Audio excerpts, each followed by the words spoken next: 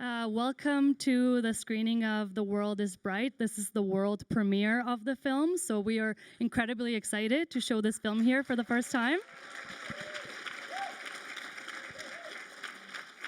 This film was a labor of love for the filmmakers. They've been working on this story for a number of years.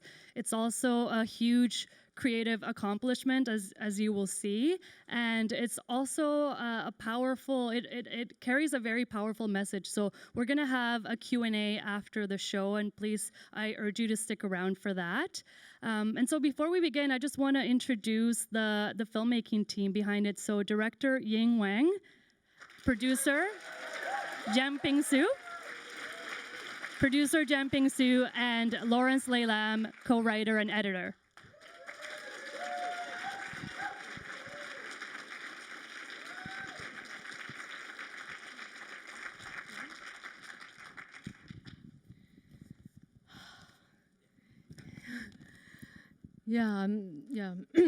Just a thanks for everyone coming to the world premiere of The World is Bright. Actually, we literally completed the film 3 days ago. So, and delivered to VIFF. So now I still feel like in dream. It's a surprise that we can really complete it and made it. So this is a big film. It's a long journey, so it's a long film. So we won't talk too much because we can chat more afterwards. But I just want to thank you. First of all, thanks the parents and all the participants in the film who shared their story and their voice. And some of them actually join us tonight. So I will introduce them after the screening. And also I want to thank all the team because for low budget and no budget independent film, the process is really like what English say is it takes a whole village to raise a child. So all of our team members have been working on either pro bono or very minimum pay. But without their dedication and the contribution, we couldn't finish this film and we couldn't achieve this artistic and production level we aim at. And also, I want to thank you, Good Pitch team. Their director came from Toronto to come to help us with our impact campaign. Now you have a survey in your hand, and please do take a time to fill it after you watch the film, because it will help us to strategy our future impact campaign to really raise the awareness of the issues, the problem we talked about in the film.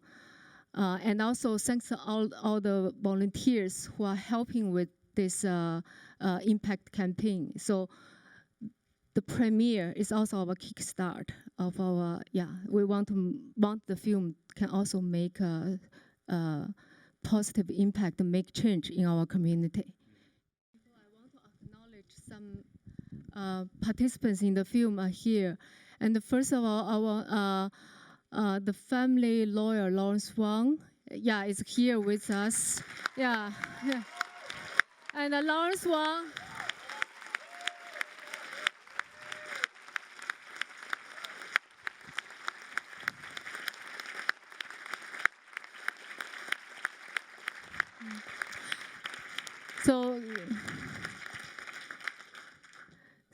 Lawrence not only has us helped the family, also for so many years have been helping us and leading us through all this, the legal procedure. And actually, Lawrence himself actually already become a filmmaker. He has been diligently making short films. And also Shimin's best friend, Mr. Ruan, Matthew Ruan, also joined us. Matthew is there. And also Shimin's roommate, Wen Chen. Where's Wen Chen? Yeah, it's there. Thank you for coming. That they both received multiple interviews from us, and Mr. Chen also played himself in the film. Yeah, and also just want to thank again for all the crew members. Can all the crew members, anyone who involved in the film? Crew, Yeah. Please stand up. Yeah. Please stand up. So our cinematographer, producer Peter, musician Daniel, and Phil. Where's the Phil? Yeah, and thank you so much. That's wonderful. So many people from the cast and crew are here. Yang, so you've been following this story for 12 years. And what was initially about Shiming's story that caught your attention and then kept you going through this long creative process? So at the beginning, definitely it was the mystery around his death, because when we first met them, the focus was still on the RCMP, like when he was buried, and the banknotes, and also they from the Beijing, from my hometown, and I'm just 5 years older than Shiming, so we grew up in the same social and cultural transformation in China, and we both came here as an international student, and they become landed immigrant. So this similar growing up background, and also I made my first film. My first film was about mental illness, because my sister, after she immigrated to the United States, she developed severe eating disorders. So my first film was about her life. So mental illness at that time already become a topic very close to my heart. So when I knew that he had also had a mental problem, so that also draw my attention right away. So at the beginning, when we follow the case, because they got with Lawrence's help, so they were able to meet the police, and then they got a judicial review, and then they were defeated. So we follow the case. Well, at the same time, I had many interviews with them, particularly with the father. So along the way, the father began to really have reflect on the way they brought up Shiming, and the high expectation, like many Chinese parents, they put on Shiming, and also for their generation growing up, when China changed from the poverty to begin the modernization. So they are longing for the Western world, the Western dream, why they want to come here, why they want to send the kids come here. And actually, it was until we follow him back to Sichuan, and we witness they lied to the family member, and also got to know that they came from that part of China. It's farming. It's the still traditional, keep the tradition, and then my understanding of this story expanded from just a legal case to a whole family story, and then the whole social transformation behind that family story. And in 2010, that was our second time follow father back to Sichuan, also back to Beijing. And when father dig out all Shiming's childhood diary, textbooks, comic books, music books, everything. And that was exactly the same textbooks we read when I was a child. And the word he wrote in the diary was exactly the word I would write. So that definitely is a bring me closer, even to this family story. So then it's the shift from one case to a family story, and then during the whole process, we also began to really get into understanding of the mental illness and the relationship with the migration, as well as legal and justice behind that. And in 2017, we reached out to experts working in mental health and working in the immigration legal. We interviewed over 20 experts about this topic, so that gave us a broad picture and a deeper understanding of the case. Yeah, so that how everything come together. Thank you. We wanna leave time for questions for the audience, so I'm gonna open it up. But before that, I do want to ask you, Lawrence, because as Ying was saying, this is a very multi-layered story, and as the editor, co-writer, what was that process like of working together to weave in all of the different narrative threads as well as the stylistic elements? It was very fun.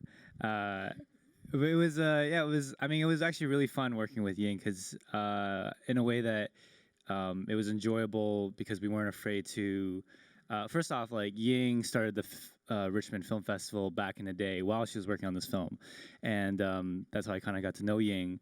And also, so we were friends, and so we weren't afraid to fight or disagree, but in a in a collaborative way.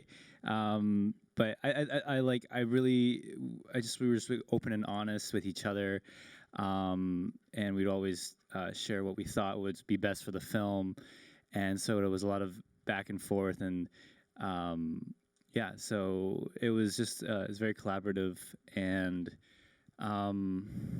yeah, like there was like the dramatic reenactments going from that to the more cinema verite, fly on the wall stuff. I know it was like a long conversation, and it kind of like grew organically through the process. We did a lot of filming in the beginning, and some of the stuff a lot of stuff we ended up cutting, and it just kind of grew organically through the process over the many years, over the two years. So I know that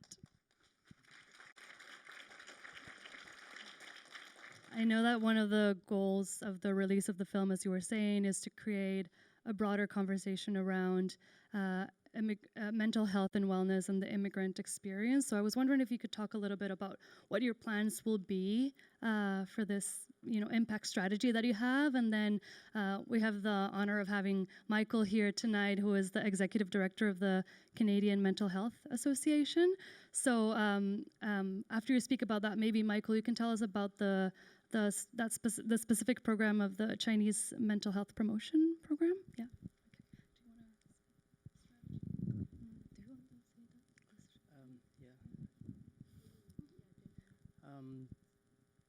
We film a lot of interviews a lot of experts in this field. There are tons of footage and a lot of resources, and I think our plan is not finalized yet. We want to have a continuation of this project. We want to build a website. On the website, we're gonna organize the footage and then present all the materials to the public. I think the fundamental goal is for streaming for sure, but also it's for the community. Through the process of making this documentary, we all know that immigrants' life is not easy. Documentary filmmakers' life is not easy too. We suffer, honestly, a lot of loneliness, lack of supports. Sometimes we doubt where we gonna lead to this project. But I'm very happy to see this project with the amazing work, collaboration with everybody, professionals, and then friends, families, all the sacrifice you guys made. We had argument, we have fights, and but it all turns out it's a very good positive for Shiming and for the community. Yeah.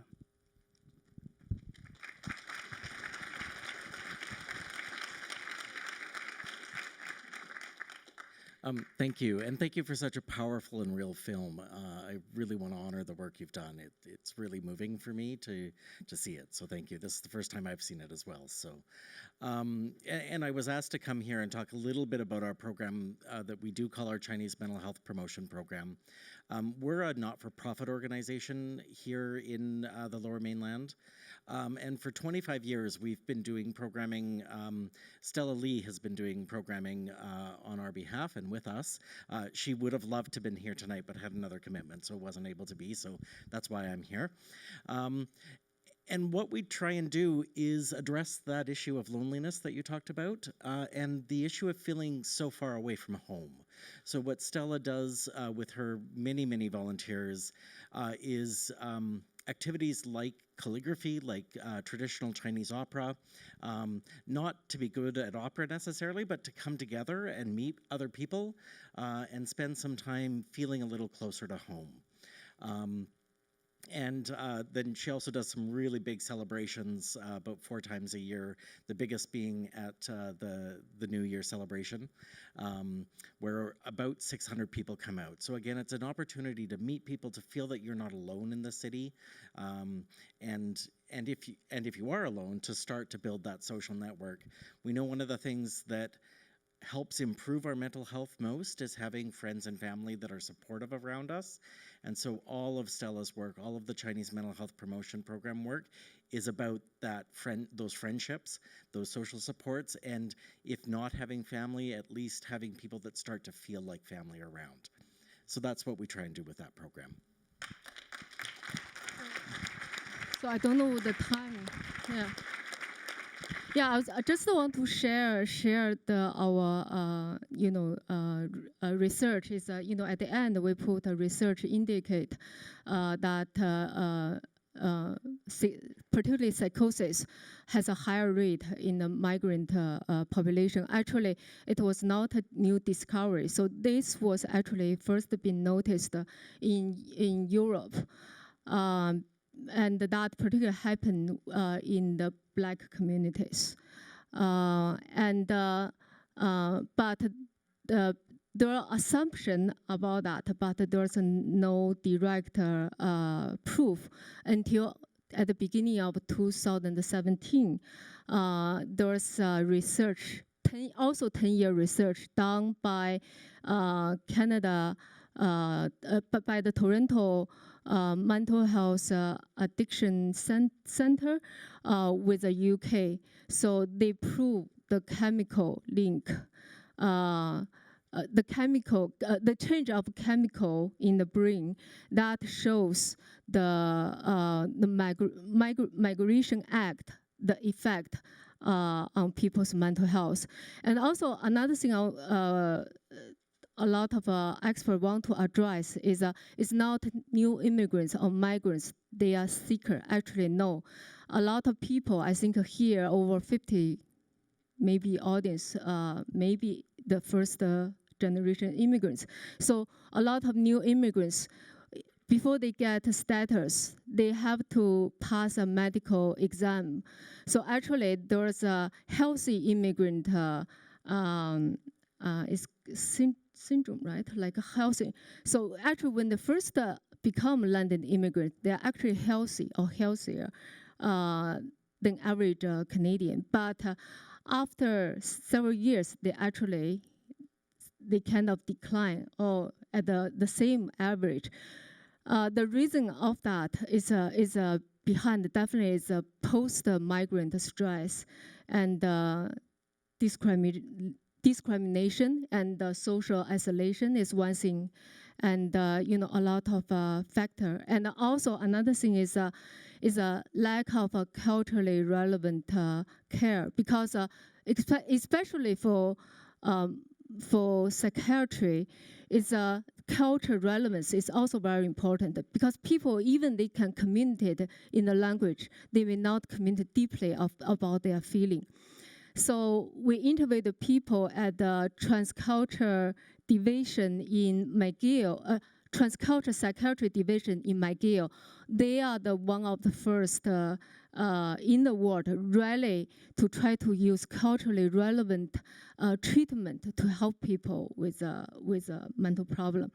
So definitely the first goal of this film is to raise awareness of mental problem. The stigma is not only happen in the immigrant communities, it happen in many communities, but particularly raise awareness that people know that the potential high risk of psychosis that migrant that happen to the migrant population, and also advocate to culturally relevant treatment and care system. And second, our goal is a legal side, because this film also covered the immigration law, and Lawrence would be able to share more of the insight. Yeah, but I don't know you have time today or maybe next time. Yeah, but you can see there's this one particular how to say term, like the 36A, that is the one we particularly want to target, because the case has a lot of mishandling, a lot of layers. During the editing process, that was actually the hardest part, is how we can address the case clearly and what's the real problem. So eventually at the end, we realize actually the law is a real cause, because no matter what, whether CBSA mishandling, based on this law, he's deportable. But the law, you can see, is not based on your actual sentence. It's based on the potential sentence you can get. And also in 2012, the conservative government, they passed a new fact. It's called faster removal, right, of foreign national. If you have a six months sentence, you are not to be deported. You don't even have chance to appeal. So people working in the criminal law, they would know what kind of crime, 6 months, that, yeah, but the consequences for immigrant is severe. But for many permanent resident, because they don't have vote right, so legally they are the second-class citizen. And so a lot of these issues is we don't know, the mainstream, we don't know that, and we won't talk about. And the politicians, they won't even bother, because they are not the people who would give them the vote. So I really hope people, after watching the film, who really care about this issue, and yeah, now it's an election, they go to talk to your representative, go to talk to politicians. I know, comparing with a lot of social issues, social problems happening in the world right now, like climate change, this seems not the most pressing. But what we want to show this film, because basically it's a family story, it's a one person's death. Behind that is a whole family. And so we're all human beings. This is the universal story behind that. So I think that's what we want to, why we take so long to finish the film, and why we want to include so many elements and so many layers in the film. Because, we just want to show it's, regardless of cultural background, our connection with our child, our connection with our grandmom, the family, and the suicide, the mental health, the death, that's the same problem we're all facing. So we're same. So I hope the film can really provide a deeper understanding and can really bring us together. Thank you. Yeah. So unfortunately, we have very limited time left, but we do have time for one question. If somebody has a pressing question and they want to raise their hand, we have microphones. Okay, there's one question there. Shiraz? I just wanted to ask, how are Ximing's parents doing now? Sorry, what? How are Ximing's parents doing now? The father, so their health not very good. So the father cannot walk. The father has to use a wheelchair. Yeah, and yeah. So the mother last year just broke her arm, and because in China there's still less like the social so healthcare, as developed as here, and also the Shiming belongs to the one-child policy generation. So actually, in China, family losing one child has become a social problem. So there's a special term for that, 失独家庭, family of losing one child. Yeah.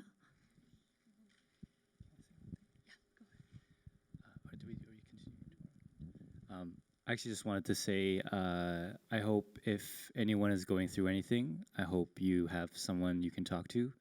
And I just want to remind everyone that you are a part of someone's support network. So keep on supporting your friends and family and your extended family.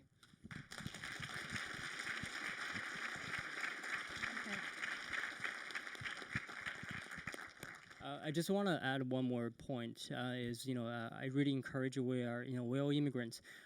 This is a new country for you or maybe for someone. Don't be afraid. Reaching out. To someone to learn about this country, to know about the legal system. And then we're now 10, 12 years ago, and we have internet, we have a cell phone. Be free to reach out. And one thing I do want to point out, doing the research, and making the film, we find out the immigrants with mental health, they are actually in the term called the double punishment. So what happened is that they will go through the criminal court to face the criminal charges, and after that, they have to go through the immigration court facing deportation. That is called double punishment. Thank you.